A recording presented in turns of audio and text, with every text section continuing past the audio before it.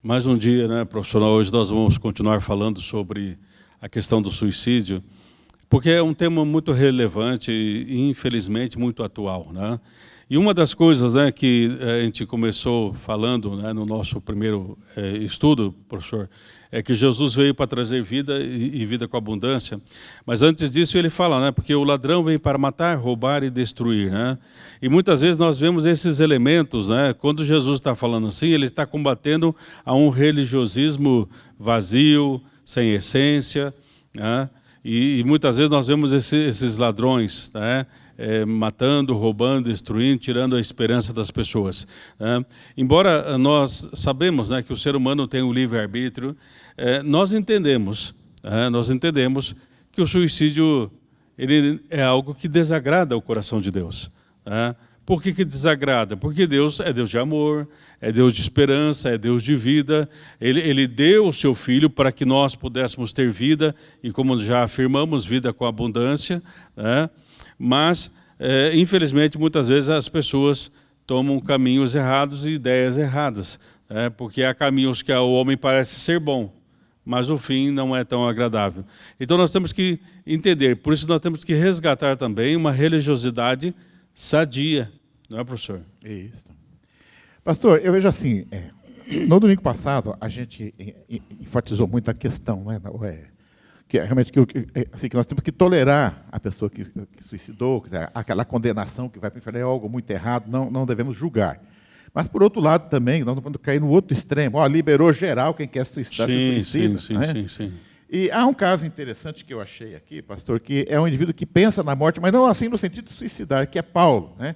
Lá na carta aos Filipenses, capítulo 1, ele está preso, já está correndo o processo que irá levá-lo à decapitação. Sim. E ele tem o dilema, quer dizer, por um lado ele está muito animado em continuar a obra de Deus. Sim. Mesmo lá no presídio ele está dando frutos. Mas, por outro lado, ele tem a percepção que se ele morrer, ele vai para algo muito melhor, né? Sim. E ele expressa esse pensamento lá em Filipenses, capítulo 1, dos versículos 21 e 23, da seguinte forma: porque para mim o viver é Cristo e o morrer é ganho. Mas se o viver na carne me der fruto na minha obra, não sei então o que devo escolher. Mas de ambos os lados estou em aperto, tendo o desejo de partir e estar com Cristo, porque isto é ainda muito melhor. Ou seja, ele tem a percepção, se Deus o levar é muito melhor, mas ele Sim. não vai se suicidar. Porque ele, aqui, né, professor, na primeira parte do versículo 21, ele fala, mas se o viver na carne me der fruto, o fruto da minha obra, ou seja, ele fala assim, eu ainda posso viver, eu ainda posso frutificar, se assim for. Eu gostaria de estar com Cristo, mas ele entende que não é o momento. Não é o momento, ele não vai se suicidar para fazer isso. Ele tem essa consciência. Então, por isso que eu falo, nós precisamos resgatar essa ideia de que nós temos algo, sentido para a vida, encontrar o sentido para a vida, encontrar propósito para a vida, e tudo isso Cristo traz para nós, para que nós possamos ir além, né?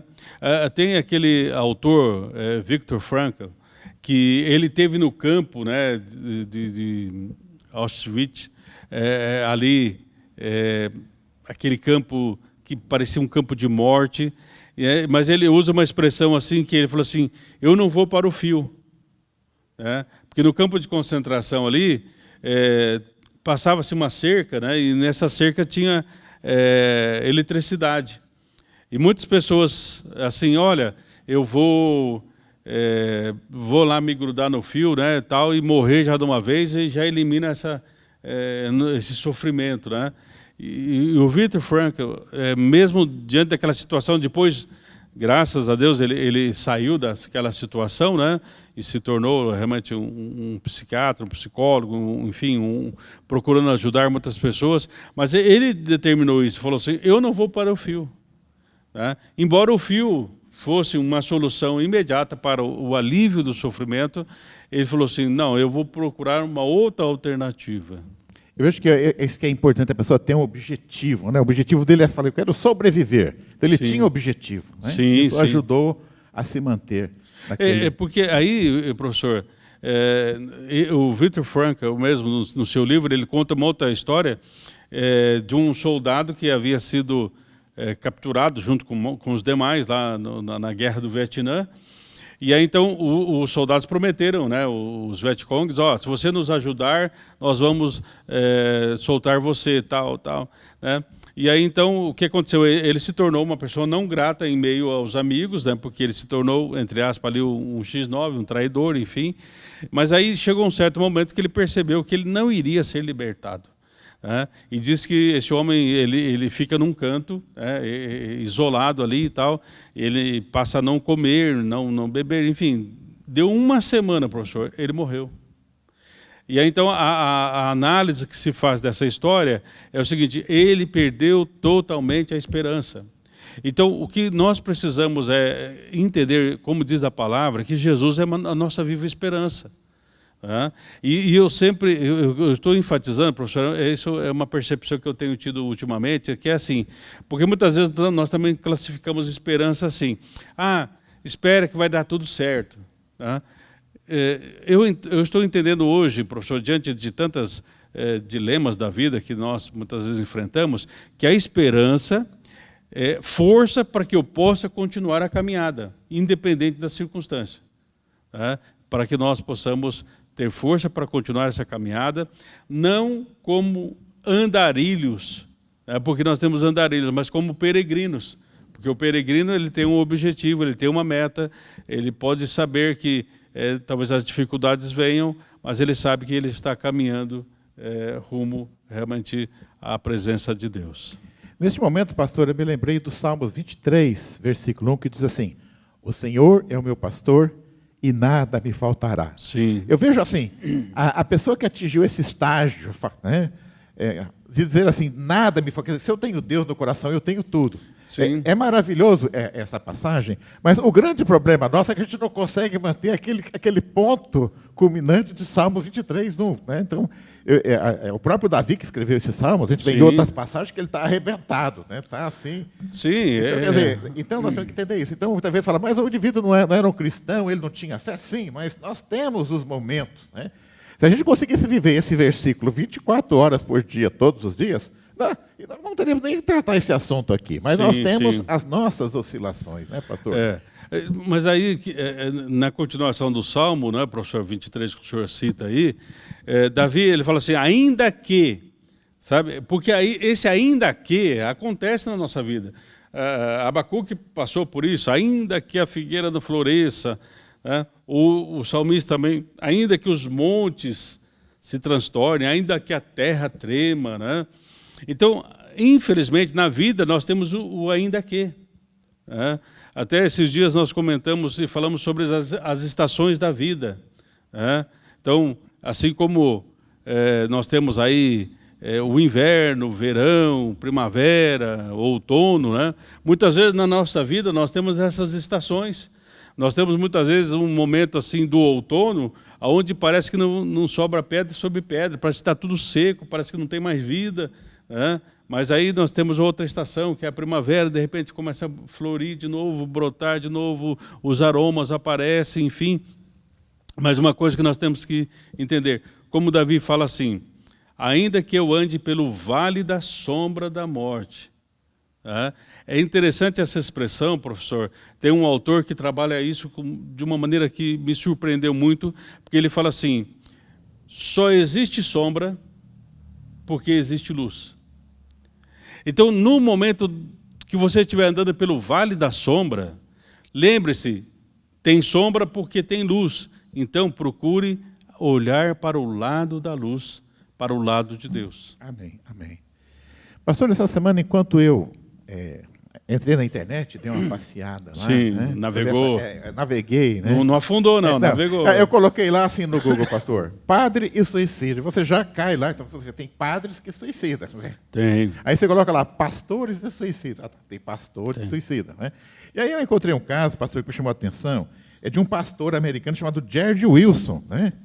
Ele, inclusive, aqui está, ele suicidou no dia 9 de setembro de 2019, quase que no dia mundial, que é o dia 10, que é o Dia Internacional de Combate ao Suicídio. Né? E aí você vê as fotos dele com a esposa, com as duas crianças pequenas. Ele tinha um ministério que tratava especificamente de pessoas com depressão e com tendências suicidas. Sim. Ele era é líder de uma mega igreja na Califórnia. Então você vê aquela pessoa assim, dando palestra, é aquele cara assim que tem aquela aparência de cara bacanão, assim, né? Boa Sim, pinta, sim, sim. E aí, de repente, você fala, mas o cara se suicidou. E eu fiquei pensando, poxa, se pessoas, né, se padres, pastores, indivíduos que trabalham na área, podem se suicidar, quanto mais nós, pobres mortais aqui, né, pastor? Mas Sim. eu acho que o que me chama a atenção aqui é que quando a gente pensa em ideias suicidas, tentativas ou até o suicídio, a gente se esquece que os próprios pastores estão sujeitos a isso, não é isso, pastor Sim, Silvio? sim, com certeza. O que me ajudou e que me ajuda, professor, assim, nós precisamos, como Paulo, né, fala assim, que Deus nos dá uma válvula de escape. Amém. E uma das coisas, né, que me ajudou foi quando eu li sobre uma instituição de assistência para pessoas com demência, né? Isso no lugar na Europa, lá, não me lembro agora em que localidade, mas era o seguinte, nessa casa, vamos dizer, de cuidadores, né, de pessoas com demência, então era assim, havia um revezamento dos médicos, dos enfermeiros, enfim, né, para que eles não ficassem diretamente ali convivendo naquele setor. Porque eles perceberam que a permanência ali, né, direto, 12 horas por dia, 30 dias no mês, 6 meses, 1 ano, isso adoecia o pessoal, né, do corpo clínico ali, enfim, né? Então eles começaram a fazer um revezamento. Então o que me ajuda é isso, né? Nós precisamos entender, primeiro, nós não conseguimos ajudar todas as pessoas. Não vamos levar uma carga maior do que nós podemos. Nós temos que ter uma total dependência de Deus. E nós precisamos ter um certo mecanismo, né, para não nos deixar influenciar, porque isso é possível. Até tem um autor, professor, que ele fala assim que Deus nos compara como carvalhos de justiça. Essa é uma comparação de que o cristão seria um carvalho de justiça.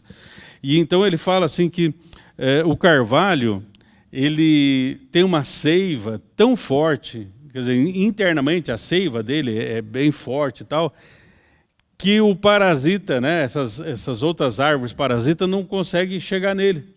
Porque quando chega e absorve ali a seiva, acaba morrendo. Então ele diz assim que nós precisamos ter essa postura de sermos carvalhos de justiça, aonde realmente haja um fluir de Deus dentro de nós, que vai impedir dessas coisas grudarem no nosso coração, grudarem na nossa mente, embora elas venham. Mas, como diz um filósofo, né, elas não podem fazer ninho, se aninhar em nós. Eu vejo que na semana passada, no domingo, nós comentamos a questão do preconceito em relação a quem suicidou ou a quem tentou. Mas aí eu pensei assim, a gente pensa assim, puxa, a irmãzinha Mariazinha lá está com ideia suicida, tadinha, está cheia de problema. Mas aí daí eu falei, mas o pastor Silvio tentou o suicídio, está com ideia suicida. Sim. Então nós, como membros da igreja, temos que entender que o pastor é um ser humano, né? Se a gente já tem preconceito com as pessoas mais simples, imagina quando, né? Então imagina que esse Jared Wilson aqui foi uma paulada, digamos assim, né? O indivíduo tem um ministério trabalhando com pessoas em depressão e com suicídio, e daqui a pouco o cara se suicida, quer dizer, é um choque, né? Sim, tem que estar preparado para isso, né, pastor? E lembrar que eles são seres humanos também. Não, todos nós estamos sujeitos a isso, porque se nós temos o livre-arbítrio, professor, mas o que nós preferimos? Senhor, nos ajude.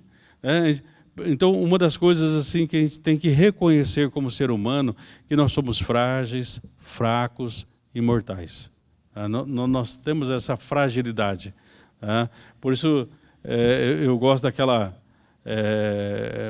oração da sinceridade lá dos Alcoólicos Anônimos. Eu já falei sobre isso várias vezes, né?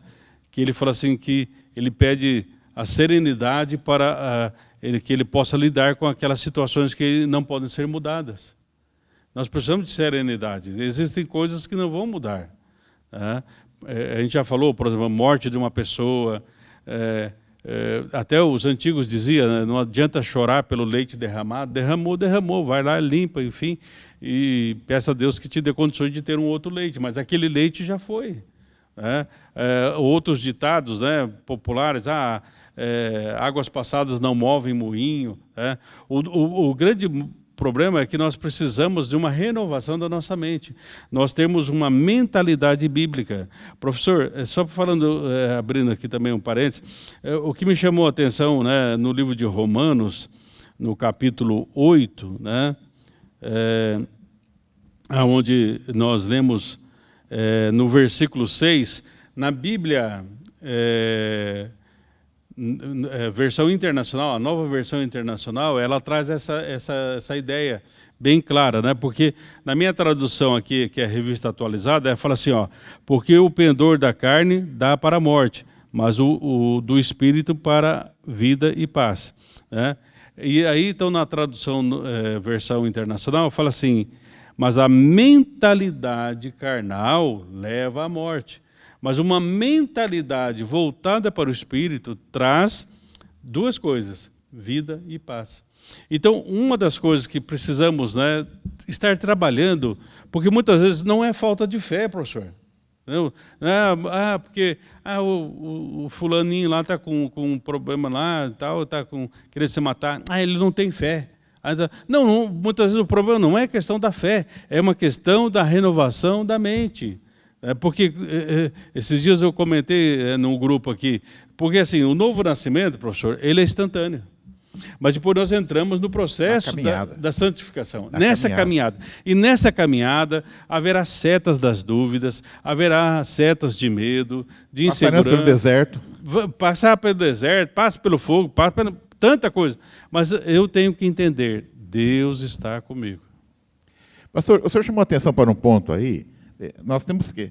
eu vejo assim, é que nem no avião, existe uma orientação lá que você vê uma despressurização que desce, né? Sim. Você tem que primeiro colocar, né, para você poder voltar a respirar, para depois ajudar os outros. Sim. Então, acho que o primeiro passo é a gente se cuidar da gente mesmo, quer dizer, com estar certeza. sempre atento para isso. Né? Mas eu ainda, voltando à questão dos pastores, né? Eu me lembro que algum tempo atrás eu fui escalado para falar no velório. Né? Os pastores aí estavam todos ocupados, me escalaram.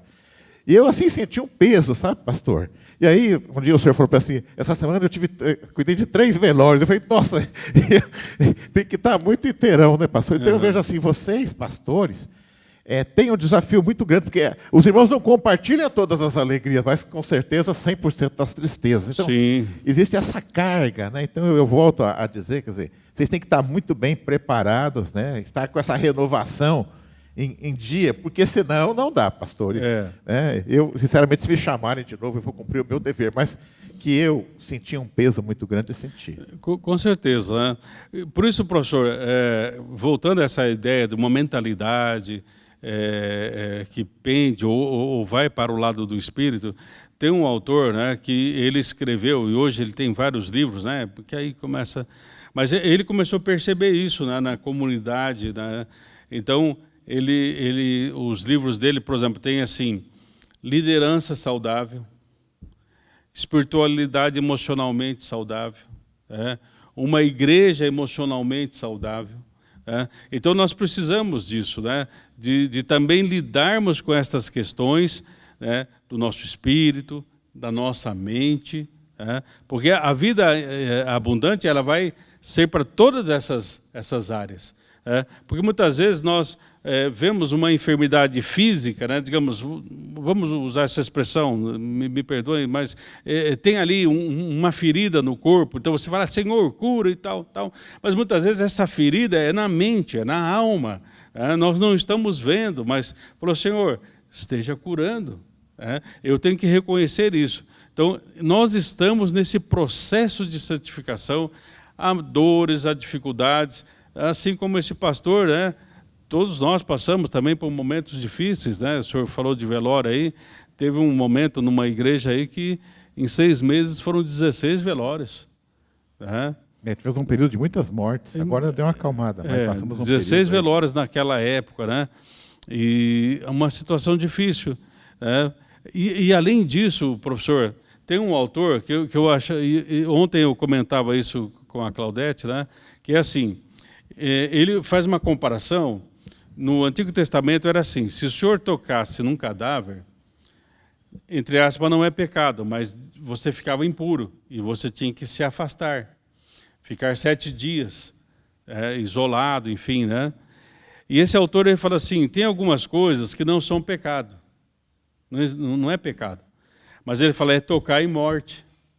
Então muitas vezes nós, por exemplo, a pessoa tem um vício de assistir aqueles programas dramáticos de acidentes, de mortes, de assassinatos, enfim, então, isso é tocar em morte. E, de repente, aquilo vai minando a nossa mente, minando a nossa estrutura mental, né? Nós precisamos realmente de uma espiritualidade saudável. Pastor, então, eu vejo, já encerrando, né, o que eu aprendo hoje? Quer dizer, a questão do suicídio, ou da tentativa de suicídio, ou das ideias suicidas, ela está presente em nosso meio, né, pastor?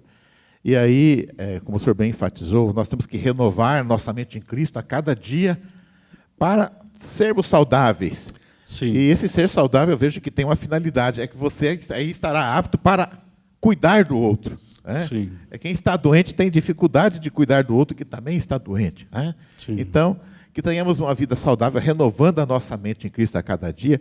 E aí, então, nós vamos estar preparados para aquilo. Eu vejo assim, nós temos estudado muito a questão do suicídio, mas eu vejo que nós, como cristãos, como membros de igreja, o nosso papel é estar preparados para ajudar essas pessoas que estão presentes em nosso meio. Com certeza. Então, esteja orando e esteja também, dentro da possibilidade, né, sendo um ombro de apoio, né? E muitas vezes as ideias, muitas vezes, né, como dizia os antigos, as caraminholas, né, vêm na cabeça. Então procure ajuda, procure conversar, procure pessoas maduras. A igreja tem um atendimento aqui pastoral para te ajudar, para te levar a entender outras perspectivas de vida. Então, não deixe de procurar, né, a ajuda, porque muitas vezes eu já vi pessoas, professor, que numa certa situação muito difícil e tal, aí você começa a conversar, aí a pessoa usa essa expressão, talvez você já tenha tido essa experiência, e a pessoa então usa essa expressão: sabe que eu não tinha pensado assim? Não é? Então, de repente, você pode mudar esse pensamento, e mudando o pensamento, mudará a atitude, né? Pastor, antes que nós encerremos, eu encontrei um material muito bom, produzido pelos coordenadores dessa campanha Setembro Amarelo. É uma cartilha. Certo. Né? E dá para pegá-la na internet, né? É só entrar no Google lá. Bom, quem não sabe usar o Google é só ter um netinho de 5 anos em casa, é só pedir ajuda para ele, né? Quem não sabe Mas entre no Google, né, e digite assim: suicídio, informando para prevenir. Esse é o título, né? Certo. Então, é uma apostila que tem um material de excelente qualidade, dando assim um respaldo, orientação, porque eu vejo assim, existem psicólogos, psiquiatras, pastores, especialistas, mas, dada a demanda, é função de todos nós. E para nós também atuarmos, temos que estar bem, mas temos que ter conhecimento. Então, esse é um material que eu recomendo, então. Com certeza. Essa apostila, Suicídio, informando para prevenir. Amém. Que Deus abençoe você. E está com situação difícil? Você sabe, pode procurar a igreja, estamos de portas abertas e nós temos orado por você. Mas, acima de tudo, lembre-se, alguém ama você.